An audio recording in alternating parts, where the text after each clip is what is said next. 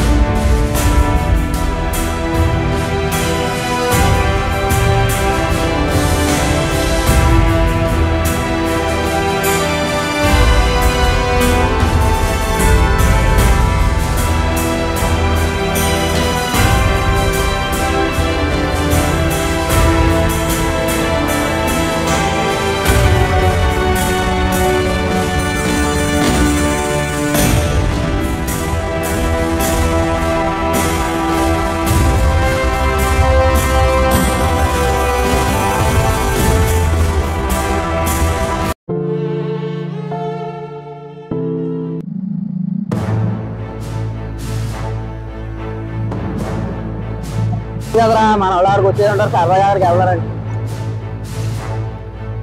చర్చ అయిపోయింది కదా, మనం మన ఫ్రెండ్స్ దగ్గరికి వెళ్ళి అలా మాట్లాడుకుందాం రా, కాసేపు కూర్చుందాం సరదాగా. మనాతరా సరదా ప్లేస్కి వెళ్ళి మాట్లాడుకున్నారండి.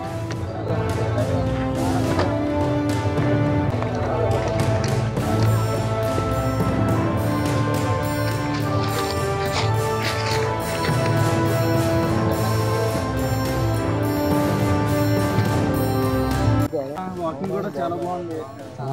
సిలువ ధ్యానాలకు వెళ్తున్నాం, నైట్ టైం చాలా బాగా బలపడుతున్నాం. నువ్వు నేర్చుకున్నావు ఏంట్రా? పాటలు నేర్చుకున్నావు. అవునరా, చాలా బాగున్నాయి కదా పాటలు, బాగా పాడుతున్నాను. బైబిల్ కూడా చదివితం వచ్చిందిరా. చాలా ఆత్మీయంగా, చాలా సంతోషం. రోజు 40 రోజులు మనం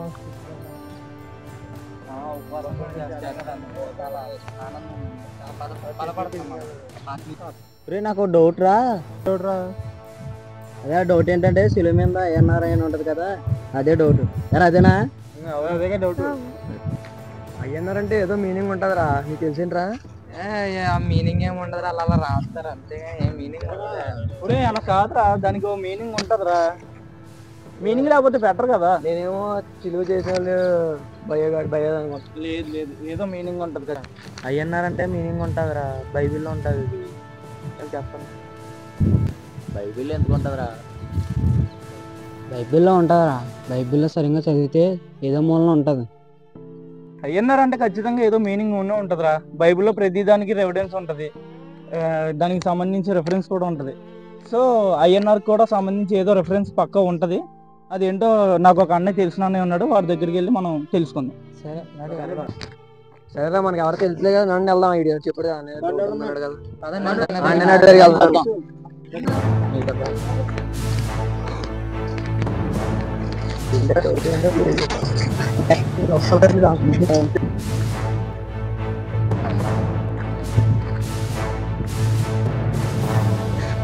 అడుగుంటారా అన్నయ్య, అక్కడ వాకింగ్ చేస్తున్నాడు. వెళ్దాం పదండి, మన డౌట్ ఏంటో తెలుసుకుందాం.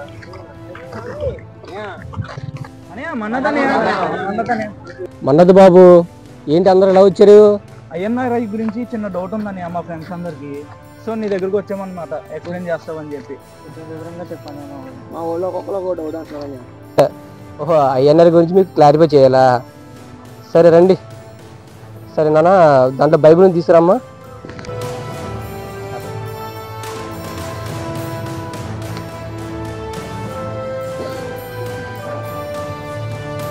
ఓకేనా? INR గురించి మీకు క్లారిఫై కావాలంతే కదా. సరే రండి, పక్కకి వెళ్దారండి, చక్కగా ఆ ప్రశాంతమైన ప్లేస్కి వెళ్దారండి. అయినా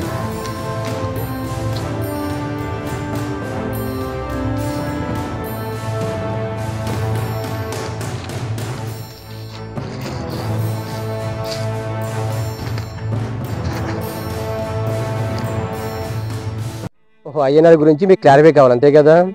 ఆ రోమా గవర్నమెంట్లో ఎవరైనా చనిపోతే సిలువ వేసి అతను ఏ నేరం చేసేవాడో ఆ నేరం అనేది పైన రాసేవారు. తర్వాత యేసుక్రీస్తు ఈ లోకంలోకి వచ్చారు కదా, మనందరికీ తెలిసిందే కదా. ఆయన మన కొరకు పాపుల కొరకు వచ్చి ఆయన రక్తం కాచి సిలువలో మరణం పొందినట్టు మనకు తెలుసు. కనుక యేసుక్రీస్తు అని సిలువ వేసిన తర్వాత అక్కడ INRI అని రాయలేదు. INRI అని రాయలేదు. అక్కడ 3 భాషలు రాశారు. అది మీకు మన వివరంగా మీకు తెలియజేస్తాను. మనకు యోహాను సువార్త 19వ అధ్యాయము 19వ వచనంలో అక్కడ మాట ఉంటుంది. ఆ యొక్క యేసుక్రీస్తు సిలువ వేసిన తర్వాత అక్కడ మాట ఉంటుంది. చదువుకున్నాం ఒకసారి. మరియు పిలాతు యూద రాజైన నజరేయుడగు యేసు అని పై విలాసము వ్రాయించి సిలువ మీద పెట్టించును. పిలాతు పెట్టించాడు. కనుక ఈలోపు ఆ యొక్క రోమరాజ్యం యొక్క సభలో ఉన్నటువంటి శాస్త్రులైన వారు, పెద్దలైన వారు, ఆలోచన సభ వీరందరూ కూడా పిలాతు దగ్గరికి వచ్చి ఈ పిలాతు గారిని అడుగుతారు. సార్ పిలాతు గారు మేము చెప్పింది ఏంటి, మీరు చేసింది ఏంటి? మేమేం చెప్పాము? యేసుక్రీస్తు వారు ఆయన ఏమన్నాడంటే యూదులకు రాజును అని అన్నాడు కాబట్టి మేము చంపాము అని మీరు రాయించమంటే మీరేంటి నజరేయుడైన యేసు యూదులకు రాజుని రాశారని అని అనగానే పిలాతు గారు ఏమంటారంటే నేను చేసింది ఏదో చేశాను, ఇక మీరు వెళ్ళవచ్చు అనే మాట వారికి చెప్పగానే వారందరూ కూడా వెళ్ళిపోతారు అక్కడ.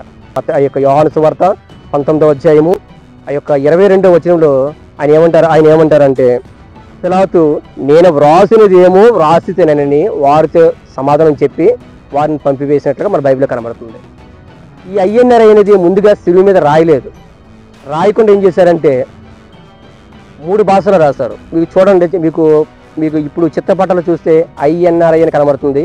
ఇదివరకైతే INRI కనబడేది కాదు. మీరు ఫ్యాషన్ ఆఫ్ క్రైస్ట్ కానీ కరుణా మెడిసిన్ కానీ మీరు చూస్తే ఫ్యాషన్ ఆఫ్ ఆ సినిమాలో చూస్తే INRI అని కనబడదు.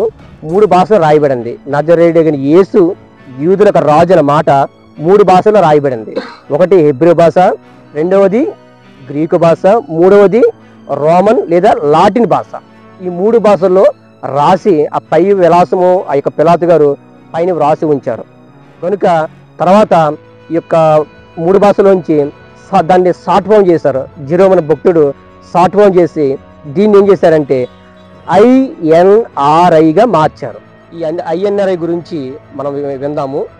ఈ INRI అనేది ఒక లాటిన్ నుంచి వచ్చిన పదం. అది మీకు క్లారిఫై చేస్తాను. ఇప్పుడు మీకు INRI గురించి రావాలంటే అదే కదా, INRI గురించే కదా. కనుక INRI అంటే అర్థము ఇదే. అనగా ఈసెస్ అంటే ఈజ్వల్ టు జీసస్. ఎన్ అనగా నజరేనస్ అంటే నజరేతు.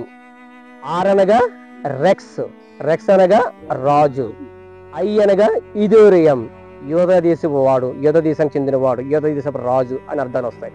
అంటే INRI గురించి ఇది మీకు స్పష్టంగా మీకు అర్థమైంది కదా. ఇప్పుడు మీకు అందరికి అర్థమైంది కదా. అనగా ఏంటి? జీసస్ అంటే ఈసెస్ జీసస్గా మారింది. ఎన్ అనగా నజరేనస్ నజరేతుగా ఏంటి నజరేయుడిగా మారింది. అనగా రాజు. అనగా యోధా దేశపు రాజు. నజరేయుడకు యేసు యూదులకు రాజు. INRI గురించి మీకు చక్కగా అర్థమైంది కదా. అందరికీ మరణాత. చాలా థ్యాంక్స్ అన్నయ్య. INRI గురించి చక్కగా చాలా బాగా వివరించారు. మరణాత అన్నయ్య. అందరికీ మరణాత. INRI గురించి చాలామందికి తెలుసు, కానీ కొంతమందికి తెలుస్తుంది అనే ఉద్దేశంతో మేము తీసాము. ఎవరికి తెలియదు, ఎవరిని కించపరిచి అని మాత్రం కాదు. ఈ INRI గురించి చాలామందికి తెలుసు. మేమందరం కూడా ఈ స్కిట్ చేసాము. దయచేసి ఎవరిని కూడా కించపరిచి చేసిన వీడియో మాత్రం కాదు. అందరికీ మరణాత.